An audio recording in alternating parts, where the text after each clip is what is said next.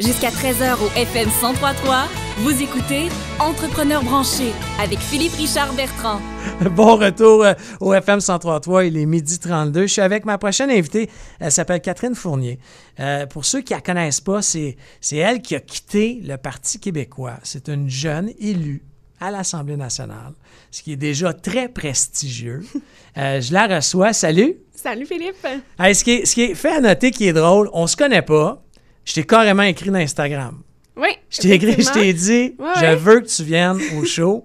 Puis t'as accepté. Ben c'est sûr. Ben oui, moi je prends moi-même tous mes messages sur les réseaux sociaux, dont Instagram. J'étais assez rapide quand même. Non, écoute, ça a été, je dirais pas instantanément, mais écoute, en dedans d'une heure, tu m'avais répondu. Oui, exact. Je t'ai juste dit, hey, moi j'ai un show sur l'entrepreneuriat. Je veux pas parler de politique parce que, à part aimer ça, c'est pas le show, mais je te disais que je trouvais qu'il y avait un parallèle très, très proche entre un politicien et un entrepreneur. Bien, tellement. Puis c'est ça qui m'a tout de suite interpellée aussi de ton invitation. En plus que c'est au FM 103.3, ma station de radio préférée. Puis, non, mais sans blague, il y a vraiment un gros parallèle à faire, en fait, entre l'entrepreneuriat et la politique. Moi, je l'ai toujours pensé. Puis même, c'est drôle parce que je pense que j'en avais fait mention aussi quand tu m'as écrit sur Instagram. Mais j'en avais même parlé dans le livre que j'ai publié en 2017, L'audace d'agir. J'avais lu un livre sur l'entrepreneuriat où les auteurs faisaient une définition de ce qui était grosso modo un entrepreneur. Puis je disais qu'on avait juste à changer le mot entrepreneur pour homme ou femme politique. Puis pour moi, c'était comme la même chose. C'est la même affaire. Ouais. Honnêtement, vous menez des vies de fous. C'est ingrat. Tu prends des décisions à tous les jours qui peuvent impacter. Chaque décision que tu vas prendre, tu vas rendre des gens frustrés ou contents. Tu sais, il y a plein de zones grises, mais quand tu prends une décision, c'est la même chose pour un entrepreneur. Clairement. Alors, quand moi, je prends une décision de je sais pas, on augmente les heures de travail, j'ai une gang qui est content parce qu'ils se disent, je vais faire plus d'argent, mais mes jeunes cadres qui avaient des familles disaient, ben là, Philippe, tu nous éloignes de la maison, tu sais, l'heure supplémentaire par jour. Alors, c'est toujours ça, c'est la même affaire. Ah, même chose. Puis même dans le parcours personnel, tu sais, que ce soit d'un entrepreneur ou d'un homme ou d'une femme politique. Tu sais, dans mon cas, justement, quand j'ai choisi de me retirer du caucus du Parti québécois pour devenir indépendante, tu sais, on pourrait quasiment faire le parallèle avec une décision d'affaires, tu sais. Non, mais c'est ça. Que je quitte, puis tu sais, ça, je savais que ça allait faire vraiment des vagues, tu sais. Fait que oui, la comparaison se vaut tout à fait. Puis je veux revenir sur ton départ, mais je veux pas parler de la politique, là. Pas Moi, de j'ai problème. eu dû à vendre des entreprises. Pas parce que ça allait mal. J'avais plus le feu en moi. Tu sais, moi, mon barème personnel depuis 20 ans, ça fait 20 ans que je fais ça, c'est la minute que je me lève le matin puis que j'ai plus envie d'aller travailler, on a un problème.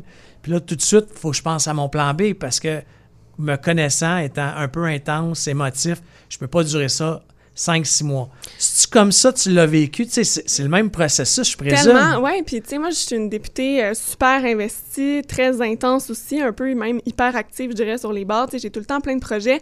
Puis quand j'embarque dans quelque chose, moi, j'embarque à 110 %. Tu sais, je vis rapidement, je fais plein d'affaires. Fait que là, c'est sûr qu'être au sein du Parti québécois, puis de ne plus croire que ce parti-là était en mesure, tu sais, disons, de regagner la confiance des Québécois, grosso modo, là, c'est l'essence de ma réflexion. Je me voyais pas continuer à mettre autant d'efforts, d'énergie pour quelque chose en quoi, dans le fond, j'avais perdu espoir ou en quoi je ne croyais plus. Je n'aurais pas été capable, sincèrement, j'aurais pas réussi à donner le même niveau, puis je me serais sentie super malhonnête envers moi-même. Je pouvais pas rester dans ces conditions-là. Ce que tu racontes là, je l'ai vécu il y a quelques années où, à travers des partenaires d'affaires, donc on était actionnaire d'une entreprise, tu sais, tiraillement. Moi, je voulais aller à droite, il voulait aller à gauche. Je pensais beaucoup au marché international, il voulait rester au Québec. Tu sais, puis à un moment donné, tu finis que tu parles plus de nos bobos internes que où est-ce qu'il faut amener la business, tu sais, puis la vision, puis où est-ce qu'il faut, tu sais, c'est la même affaire. Même chose. C'est pour ça que je t'ai dit que... C'est ça, mettons, au PQ, c'est ça qu'on parlait beaucoup de, comment nous, on pouvait, tu sais... on parlait beaucoup de la structure du parti, tu sais, puis du parti en tant que tel, moins des idées puis de la vision. Puis moi, c'est ça que je reprochais aussi, c'est que je me disais, il faut se concentrer, tu sais, pour savoir qu'est-ce qu'il faut faire, ben il faut savoir où est-ce qu'on veut aller. Puis en tout cas, il y a eu une différence aussi peut-être à ce niveau-là. J'ai une question un peu bizarre. Oui, vas-y. Mais est-ce que c'est plus difficile d'être une femme politicienne qu'un homme politicien? Je le demande, by the way, aux femmes d'affaires quand ils viennent. Oui, bien, je pense qu'on a fait vraiment beaucoup de progrès. Moi, je peux pas dire que j'ai senti une grosse différence en étant une femme en politique. Peut-être une jeune femme, peut-être les deux combinés, ça, j'ai peut-être vu dans certains traitements de nouvelles qu'il pouvait y avoir peut-être une différence. T'sais, justement, quand j'ai quitté le Parti québécois, on a beaucoup questionné, disons, mes motivations. Puis il y a même certains commentateurs, plusieurs analystes même, qui ont fait le commentaire comme quoi, tu sais, dans le fond, j'avais peut-être été influencée là, par des gens à l'extérieur.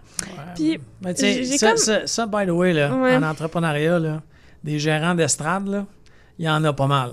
Ah, c'est clair, mais je veux dire, les mêmes commentateurs souvent font des sondages, puis si on se fout aux dernières élections, ils ont été pas mal off, les sondeurs. Ah, c'est clair, mais tu sais, c'est justement, tu sais, les analystes, puis les commentateurs, comme tu dis, ouais, c'est vrai que c'est des gérants d'estrade. Ils voient tellement d'informations en même temps, je les blâme pas, mais tu sais, ils se positionnent surtout. Mais je veux pas te donner un conseil parce que t'es ferré, je te sens solide, mais à un moment donné, il faut que tu arrêtes d'écouter ça. Ah, c'est clair, puis en passant, depuis le 11 mars, c'est la journée que j'ai décidé de quitter le caucus du PQ, j'ai pris énormément de recul, puis je suis beaucoup moins. Avant, j'écoutais toutes les émissions de commentariat politique, là, j'ai décroché totalement de ça. Je pense que c'est juste salutaire. Là, pour, je pense que c'est bon d'aller valider. Au même titre que moi, comme entrepreneur, des fois, il faut que j'aille valider chez un client. Hey, on s'en va vers là, qu'est-ce que t'en penses? Oui, mais en même temps, ces gens-là ne sont pas nécessairement représentatifs des clients, comme tu vois. C'est comme si tu avais genre des gérants d'estrade un peu sur les réseaux sociaux ou dans les médias, mais qui ne reflètent pas nécessairement ce que les gens pensent. T'sais. Mais tu sais, d'un autre côté, avant que tu arrives en studio, je me disais, tu me fais penser beaucoup, là, je vais essayer de dire son nom parce qu'il est compliqué, là, mais Alexandria Ocasio-Cortez. Pour ceux qui ne la connaissent pas, c'est la plus jeune élue américaine au Congrès américain. C'est devenu le mouton noir des républicains parce qu'à tous les jours. Mais honnêtement, tu me fais beaucoup penser à elle. Tu utilises les médias sociaux pour véhiculer tes messages, t'interpelles les gens, tu es à l'écoute, tu es accessible. Écoute, tu m'as répondu. Oui. Non, tout à fait, que c'est la nouvelle façon de faire? Oui, ben moi, je trouve ça super important, puis c'est ce que je constate quand je parle aux gens, tu sais, ce qu'ils recherchent maintenant des personnes, des représentants politiques, c'est l'authenticité, l'accessibilité, tu sais, ils ont besoin de sentir que la personne est à l'écoute, puis ils ont raison de vouloir ça aussi. Fait que pour moi, c'est important de l'amener comme ça.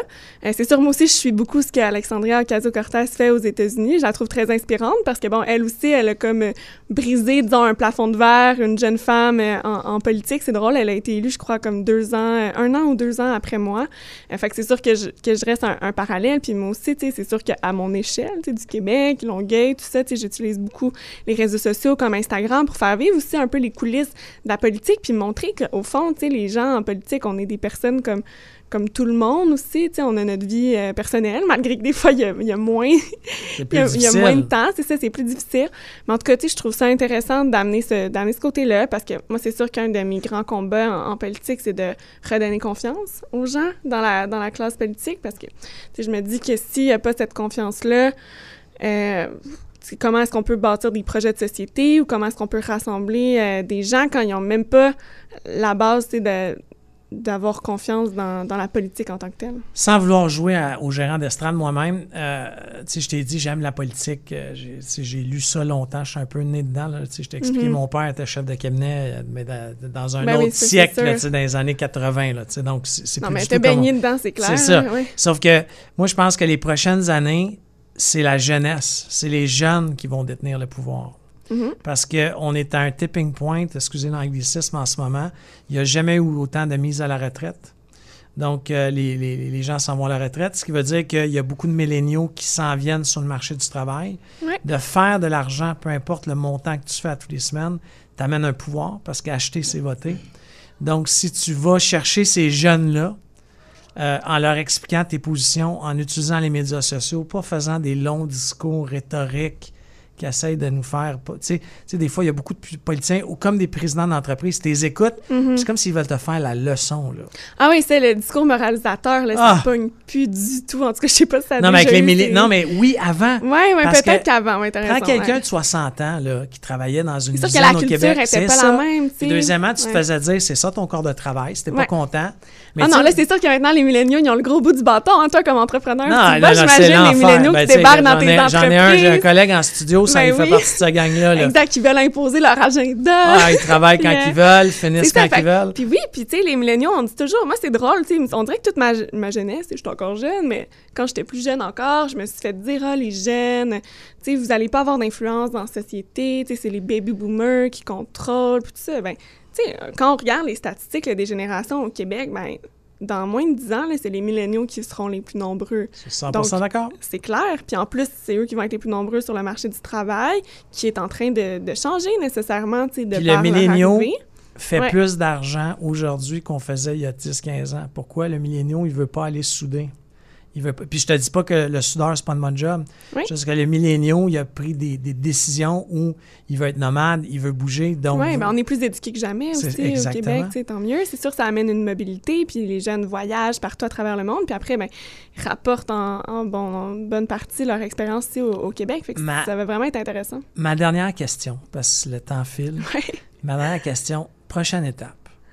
Si tu vois ça comme un plan de match entrepreneurial, là. Oui, puis c'est prends le drôle, compte- j'essaie de le voir en termes de genre C'est plan ça. d'affaires. Non, mais c'est quoi, là? Là, c'est comme Ouais. tu étais une vice-présidente, là. C'est Tu t'en ça. vas-tu à la présidence? Ben là, non. Là, en ce moment, je suis plus dans mon mode recul, tu sais, dans OK. le sens que j'ai pris une grosse décision, puis là, tu sais, j'analyse encore les impacts de tout ça. Je rencontre beaucoup de gens, dans le fond, qui m'ont Ben, c'est parce que tu vas être interpellée. courtisé par tout le monde, là. Ouais, ben tu sais, il y a beaucoup de monde qui m'ont interpellée aussi depuis le mois de mars, justement. Puis là, j'étais en mode, tu sais, je rencontre beaucoup de gens, je réfléchis, je structure mes idées. Tu sais, moi, j'aime beaucoup écrire. Hein. Je t'ai dit que j'avais déjà écrit un livre. Il va y avoir, j'ai d'autres nouvelles là, qui s'en viennent dans les prochaines semaines sur mes prochaines étapes. Mais j'ai des beaux projets en tête. Puis j'ai aussi un gros projet, mais qui n'est pas par rapport à la politique. C'est un peu plus entrepreneurial, justement. Ah, ben ça, Ouais. j'ai hâte. Fait que je peux pas en dire trop Je vais jusqu'à te maintenant. réinviter. Je vais te réinviter. Sincèrement, oui, j'aimerais Ah, ça ben, revenir écoute, en parler écoute, tu peut-être m'écris. l'année prochaine. Ouais. Hey, je voulais te remercier d'être dans l'émission. Je trouve Ben, ça merci. vraiment chic de ta part. Puis, honnêtement, je pensais jamais dire ça, mais n'importe quand que tu as besoin d'aide, ça va me faire plaisir. Tu as ça sur Super. mes coordonnées. Ouais. Je pense qu'on a besoin de cette jeunesse-là, de cette fougue. On a besoin de se dire les vraies choses, parler avec authenticité. Catherine, merci. C'est ce que tu es venue faire aujourd'hui. Ouais. Puis je suis un peu plus vieux que toi, mais c'est vous autres la relève. C'est même plus moi. Tu sais, moi, j'ai 43 ans. Je suis déjà un has-been. Il faut que je pense à ma retraite déjà. Là.